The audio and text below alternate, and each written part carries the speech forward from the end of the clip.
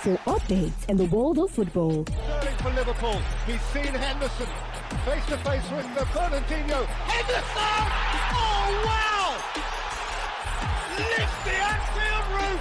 Company's error, yes. Formula One. Near him, because down the inside now comes Carlos Sainz on Lewis Hamilton. Sainz just squeezes Hamilton, who goes over the rumble strip. Cycling, boxing, basketball, and lots more.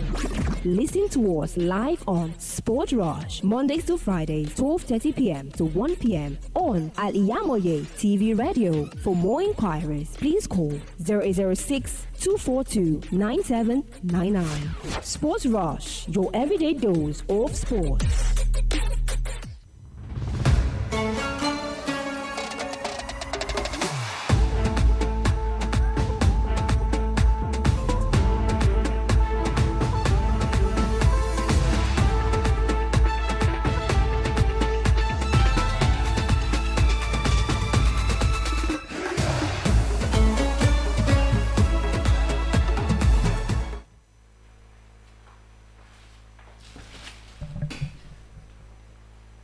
Good morning, everyone. Welcome to Sportville on Al-IyamoyeTv and radio. Now I am Al-IyamoyeTv. Here with me is... Good morning to our viewers and listening out there. I am Ibrahim Onigmide. I'm sure Moshood, SMD Sports. Welcome to a new week. Okay. Hurricane to Bayern Munich. This is the second bid Bayern Munich are taken down for Hurricane. 70 million pounds for Hurricane. Does it worth less or more? And to me, if you look at the age of Hurricane, I think it's high time Tottenham realize that they should get money on Hurricane, because Hurricane is 29 years of age, and age is not at the side. Although Hurricane is still one of the best strikers in the world now. No, I know there's no issue about that.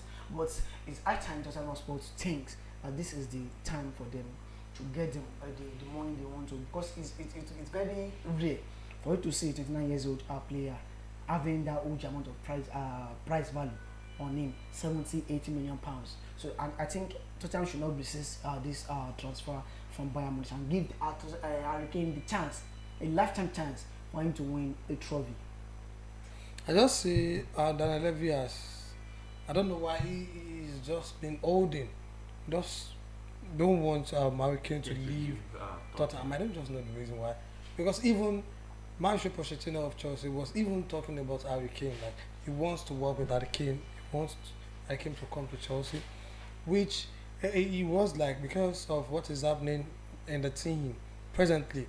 You know, Daniel Levy was talking about Mauricio Pochettino having his players, like he can't allow his players to move on with Harry Pochettino at Chelsea. So now to Harry Kane himself, he should be able to force himself out of Tottenham if he wants to have something.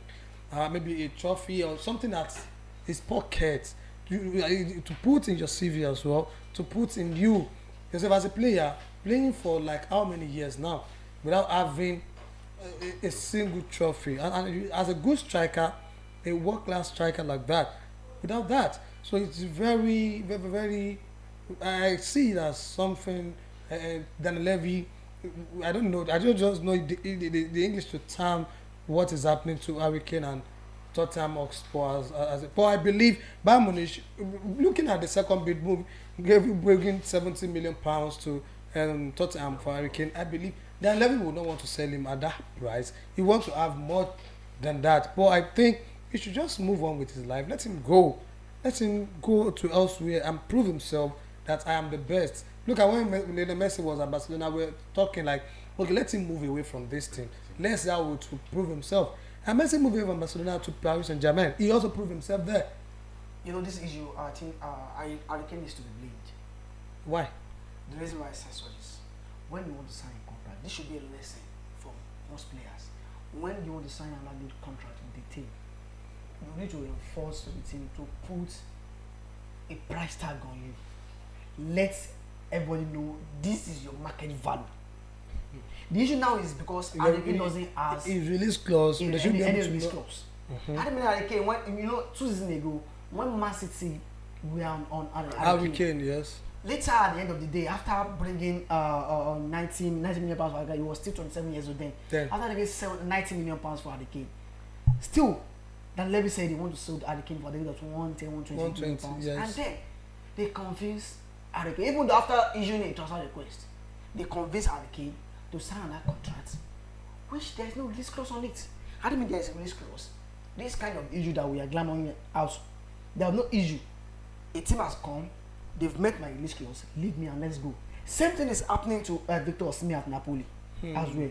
No release clause. And if player doesn't have any release clause, it's very difficult for a team that wants to purchase out a player to know the actual particular price. Because some team just bringing in, they say, okay, we don't want 100 million pounds, we want 80 million pounds. Because of there is no price tag.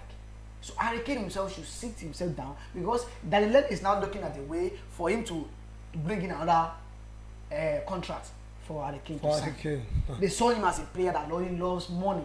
I think it's high time for Harry Kane to stand on his feet and say, I want to leave Tottenham Hotspur. Because I don't see Tottenham Hotspur giving Harry Kane a trophy next season. Maybe top 4 trophy, which is not realistic. Of course, it's not. Yes. Okay, we have Paulo Dybala to Chelsea, which speculations have came over today saying if is he coming or not, because there was an interview with Thiago Silva where he was asked if Paulo Dybala is coming. Thiago Silva said he asked him, but no response from Paulo Dybala, but just with a smile on Paulo Dybala's face. Does he show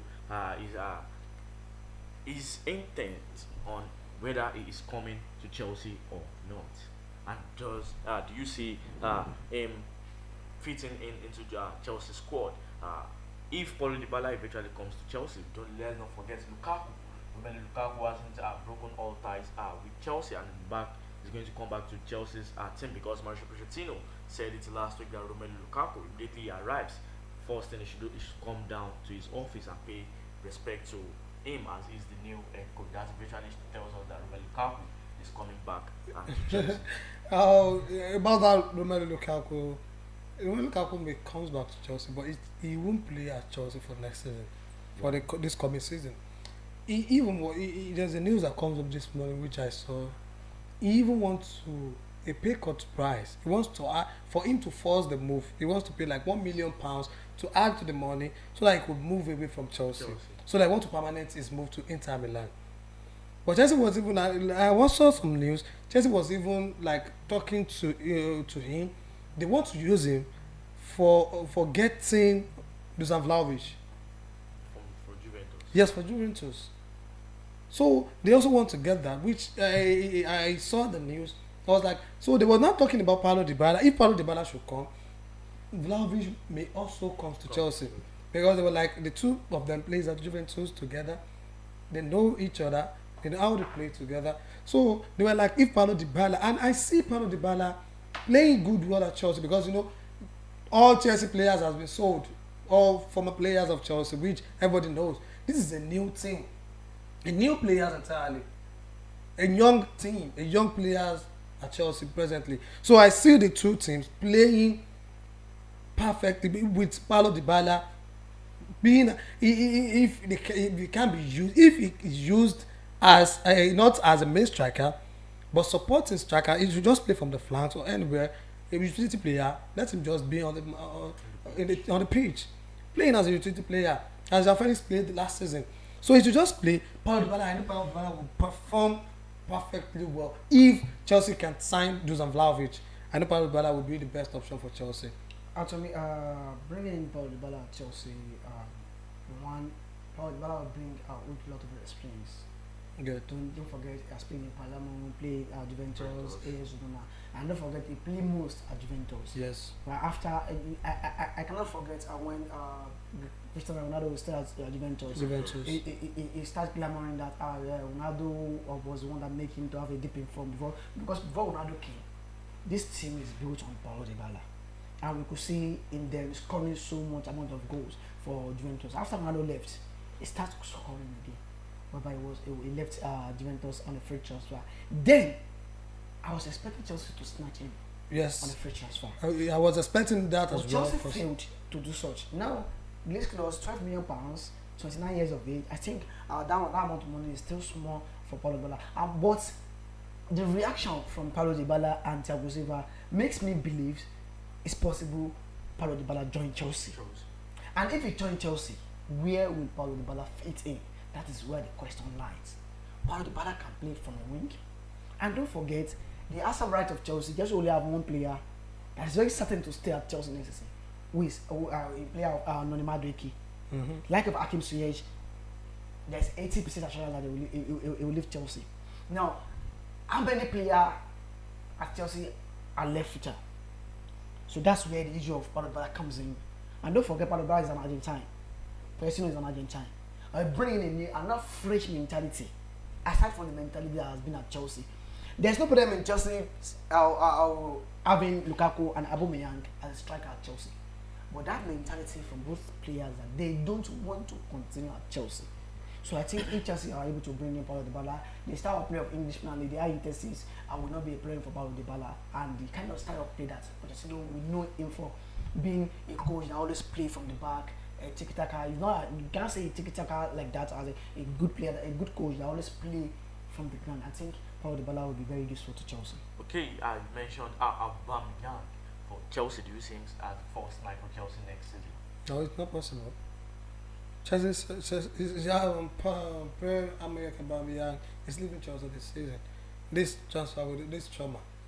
They will see before the transfer window ends, Chelsea will actually sell Aubameyang. So I don't know where he's headed to, but I know Chelsea won't be with Aubameyang for next season. Okay, let's not forget Manchester United are still on this Atlanta striker Rasmus Højlund, and one of the treble winner of Manchester United back then, Nick Butt, said Rasmus Højlund is the eye for Manchester United, but let's not forget he is not like Haaland. Let me tell you the reality about this is because Manchester United is looking for a good striker, but Højlund cannot be as Erling Haaland. He can only try his. Possible. You know, this will be his if it comes to Manchester United eventually. That will be the first season.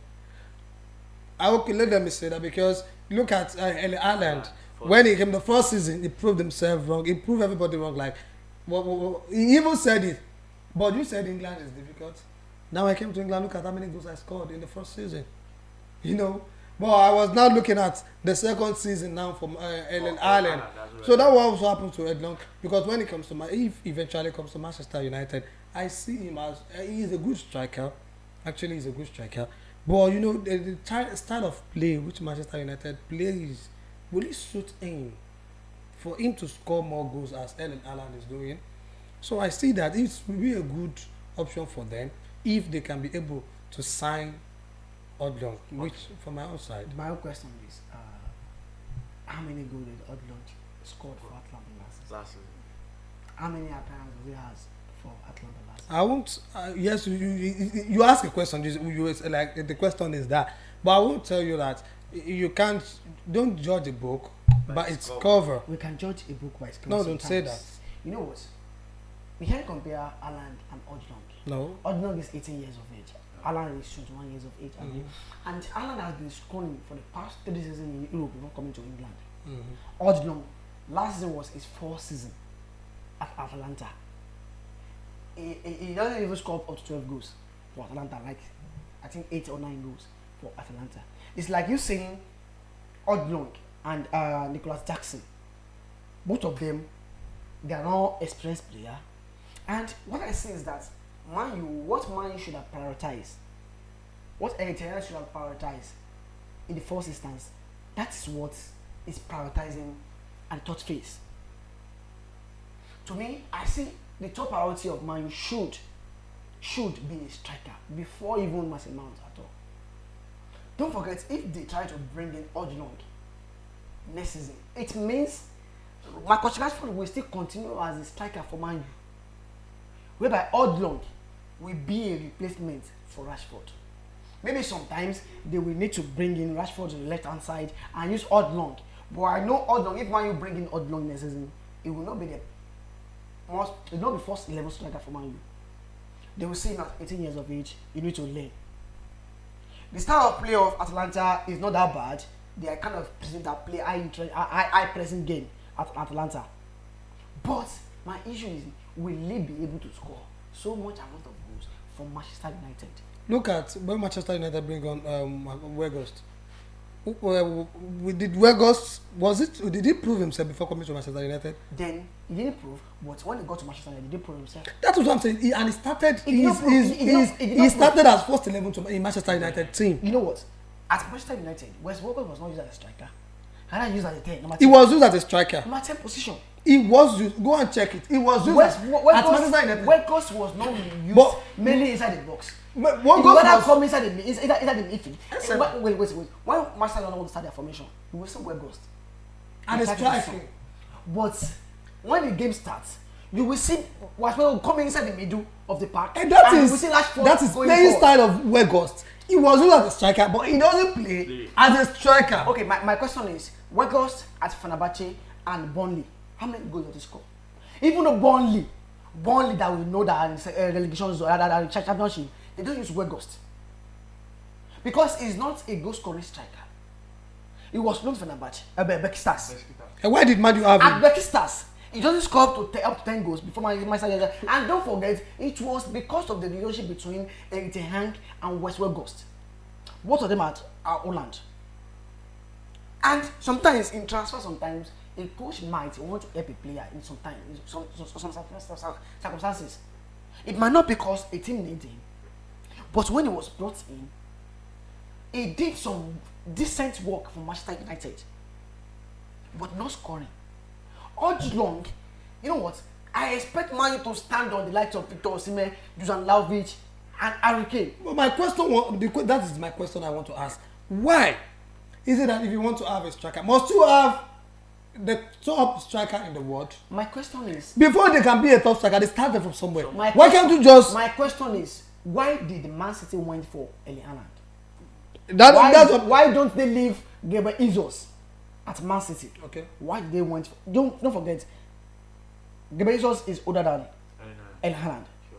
Why did Man City go all the way for Erling Haaland and leave Gabriel Jesus? I'm not saying it's not. I'm just asking. I'm just like, why? I'm asking. You know, why is it that those that becomes the top striker today, they started from where? From a particular team as underage player. A team that much expectation is not on them. There is no much expectation on them. Look at Erling Haaland. He started from Malmo. From Malmo, Salzburg to Borussia Dortmund.